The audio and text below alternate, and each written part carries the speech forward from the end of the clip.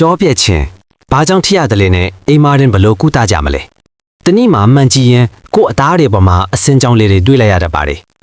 အရင်ကဒါတွေမရှိခဲ့ပါဘူးကြည့်ရတာအမာရွတ်တွေနဲ့တောင်တူနေသလိုပဲဒါကြောင့်စိတ်ထဲမှာတမျိုးကြီးထိပြီးကိုယုံကြည်မှုပါလျော့နေလာတတ်ပါတယ်တကယ်တော့တင်တယောက်တည်းဒီလိုဖြစ်နေတာမဟုတ်ပါဘူးအကြောပြက်တာဟာတကဘာလုံးကလူတွေမှာအဖြစ်အများဆုံးအသားတွေပြောင်းနေမှုတစ်ခုပါအမျိုးသားအမျိုးသမီးလူပြို့ဖော်အပြုတ်ဖော်ဝင်းစားကလေးတွေကိုဝင်ဆောင်မိခင်တွေအားကစားသမားတွေဘယ်သူမှဆိုဖြစ်နိုင်ပါတယ်ဒါပေမဲ့လူအများစုမတိကြတဲ့အမှန်တရားတစ်ခုရှိပါတယ်အကြောပြက်တာဟာအသားလေးမချမ်းမာလို့ဖြစ်တာမဟုတ်ပါဘူးတင့်အသားတွေကခန္ဓာကိုယ်ပြောင်းလဲမှုကိုလိုက်မမီနိုင်ပဲမြင်းမြန်ဆန်းဆန်းဆွဲဆန့်ခံလိုက်ရလို့ဖြစ်ရတာပါအကြောဘာကြောင့်ပြက်ရတာလဲကျွန်တော်တို့ရဲ့အသားတွေမှာကောလာဂျင်နဲ့အမြင်ဓာတ်လေးတွေရှိပါတယ်ဒီအမြင်ဓာတ်တွေကအသားတွေကိုတင်းရင်းစေပြီးရုံးကန်နိုင်စွမ်းရှိအောင်ကူညီပေးတာပါခန္ဓာကိုယ်ကရုတ်တရက်ပြောင်းလဲဖြစ်တဲ့အခါအရေပြားကမြင်းမြန်ဆန်းဆန်းဆွဲဆန့်ခံလိုက်ရပါတယ်အဲ့ဒီအခါမှာဖိအားတန်ကြောင့်ကောလာဂျင်အမြင်လေးတွေပြတ်တောက်သွားပြီးအသားပေါ်မှာအစင်းကြောင်းတွေပေါ်လာရတာပါဖြစ်ရတဲ့အကြောင်းရင်းတွေကတော့ကိုယ်အလေးချိန်ရုတ်တရက်တက်သွားတာဒါမှမဟုတ်ကျသွားတာကိုယ်ဝင်ဆောင်တာလေးချိန်ခန့်လို့ကြွက်သားတွေကြီးထွားလာတာဟော်မုန်းအပြောင်းလဲဖြစ်တာ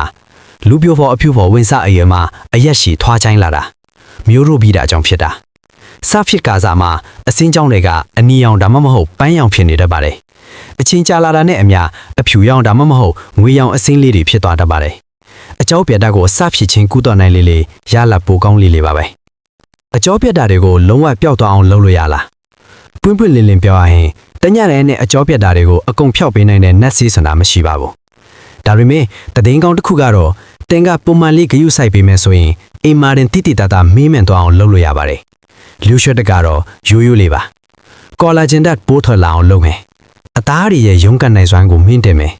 အသားတွေကိုအမြဲအဆိုဓာတ်ပြီးဝါနေအောင်ထားမယ်ထိရောက်တဲ့အိမ်တွင်ကူထုံးတွေကပါတယ်လေတစ်နေ့တိုင်းအဆိုဓာတ်ဖြည့်ပေးပါအသားတွေပြန်လဲကောင်းမွန်ဖို့အတွက်အဆိုဓာတ်ကအခြေခံဆုံးဖြစ်ပါတယ်လိမ်မဲ့ပစ္စည်းတွေထဲမှာဓာတ်တွေပါလာကိုရွေးဝယ်ပါhyaluronic acid ရှီယာဘတ်တာဒါမှမဟုတ်ကိုကိုဘတ်တာဗီတာမင် E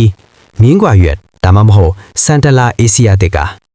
ဘာရန်စီညက်အုံးစီကဲ့သို့တဘာဝစီတွေများ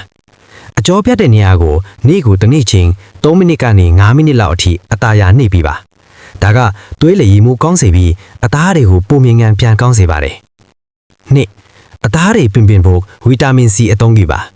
ဗီတာမင် C ကကောလာဂျင်အသစ်တွေထွက်လာအောင်ကူညီပေးပါတယ်ဒါတွေကိုအသုံးပြုနိုင်ပါတယ်ဗီတာမင် C serum ဗီတာမင် C ကြွားဝါတဲ့အစားအစာတွေလိမ္မော်စီရှော့စီစတော်ဘယ်ရီတို့ဗီတာမင် C ပါတဲ့ပစ္စည်းတွေကိုအဆိုတဲ့ထိန်းခရင်မလိမ်ခင်အရင်လိမ့်ပေးပါ3 retinoid cream လိမ့်ပါညဘက်သာသုံးရမယ်retinoid တွေကကောလာဂျင်ကိုပြန်လည်တိစောက်ပေးပြီးအသားတွေကိုပိုချုံးမွေ့စေပါတယ်ညဘက်မှာသာလိမ့်ပါပမာဏအနည်းငယ်မဲ့သုံးပါတတိပြုရမှာကိုဝင်ဆောင်ချိန်မှာလုံးဝမသုံးရပါဘူးအဓိကကတော့ဆွဲမင်းသုံးဖို့ပါ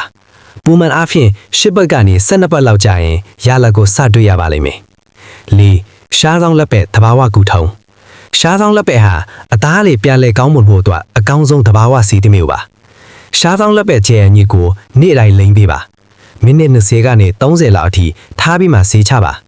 ဒါကအသားတွေကိုအေးကူစေပြီးဆဲအသက်တွေဖြစ်ပေါ်လာအောင်ကူညီပေးပါတယ်ငါအသားတွေကျန်းမာဖို့အာဟာရပြည့်အောင်စားပါတင်စားတဲ့အစားအစာကတင့်အသားတွေပေါ်မှာထင်ဟပ်နေပါတယ်ဒါတွေကိုများများစားပေးပါပရိုတင်းဥအမျိုးမျိုးငါပဲမျိုးမျိုးဇင့်အဆီဆန်များဗီတာမင် C ရေများများတောက်ပါ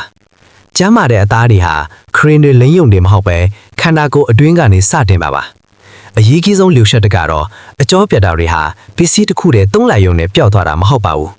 နေ့စဉ်ဂရုစိုက်တဲ့အလေးအကျန်လေးတွေကြောင့်ဒါမင်းမင်သွားတာပါဒီလိုသေးဆောင်တဲ့အလေးအကျန်လေးတွေကိုနေ့တိုင်းလှုပ်ဆောင်သွားရင်တိတာတဲ့အပြောင်းလဲကိုတွေ့ရပါလိမ့်မယ်နောက်ထပ်ဘယ်ချမ်းမာရေးအကြောင်းတင်ပေးရမလဲဆိုတာကို comment မှာတောင်းဆိုနိုင်ပါတယ်ကျေးဇူးတင်ပါတယ်